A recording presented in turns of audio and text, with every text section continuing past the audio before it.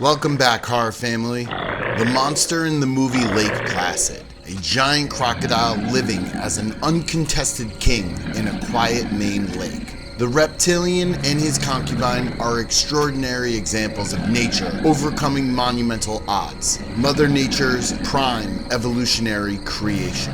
I always assumed that the giant lizard arrived in Black Lake far from its natural habitat, possibly due to a storm in the Philippines or originating from the Indian Ocean, displacing these two crocodiles out of their native environment. Now I have a new theory. Not only to how this monster got to his new home, but also who our supreme croc was and why he came to stake a claim in a backwater lake in the northeastern United States. In the African country of Burundi, an estimated 250,000 people have died from conflicts between 1962 to 1993, specifically two genocides from wars between the Hutus and Tutsis. It is believed that these mass graves spread across a small region provided substantial food for the vicious saltwater crocodiles that claim the nearby Lake Tanganyika and Ruzizi River as their home.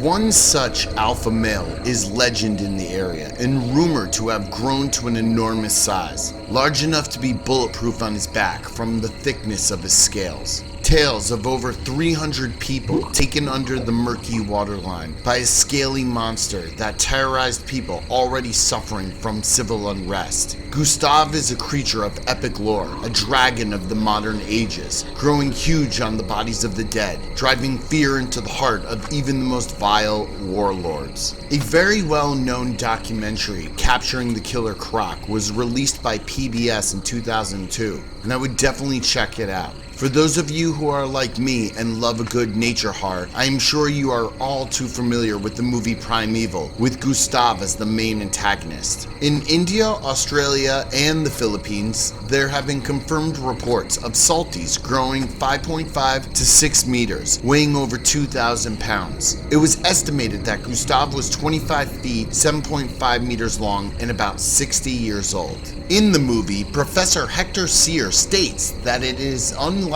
but not impossible for a crocodile to cross the ocean.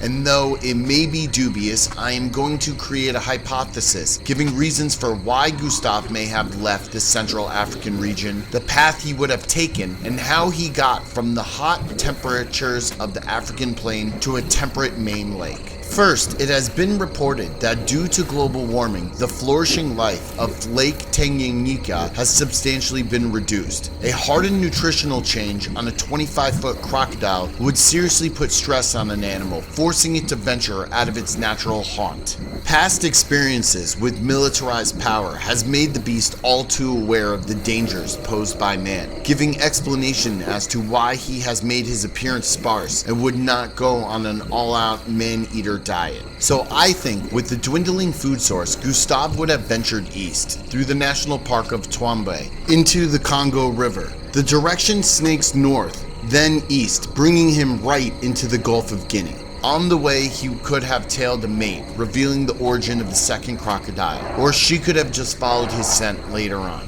The Gulf of Guinea puts Gustav directly into the Guinea Current, with him following the warm water stream of the Atlantic South Equatorial heading north into the North Atlantic Equatorial, resulting in his placement in the Florida Gulf Stream. The cold water from the northern hemisphere in the Atlantic Ocean possibly may have forced him into a shallow river, following until he found the warm shallow waters of Black Lake. A keystone species with no predators as danger would thrive with endless quantities of food sources such as moose, bears, large fish, unlucky swimmers, and of course, cows, allowing him to grow even bigger. Gustav could have survived the cold winters, digging either in a cave system, finding a muddy patch, and pushing his snout deep into the ground, preventing his nostrils from freezing. There have been circumstances of crocodiles or alligators surviving freak winter storms in the south by putting their bodies into slow metabolic states, such as bears and bats do when they hibernate, and using their stored calories to survive the cold winters. Reptiles already have a slow slow metabolism. So it would not be a far-fetch to think that slowing down their metabolic rate even more wouldn't allow them to control their heart rate and function at a minimal capacity. Pictures of alligators in Florida and the Carolinas showed frozen lakes with gators' nostrils sticking out of the ice. Just as Hector said in the movie, as long as their nostrils don't freeze,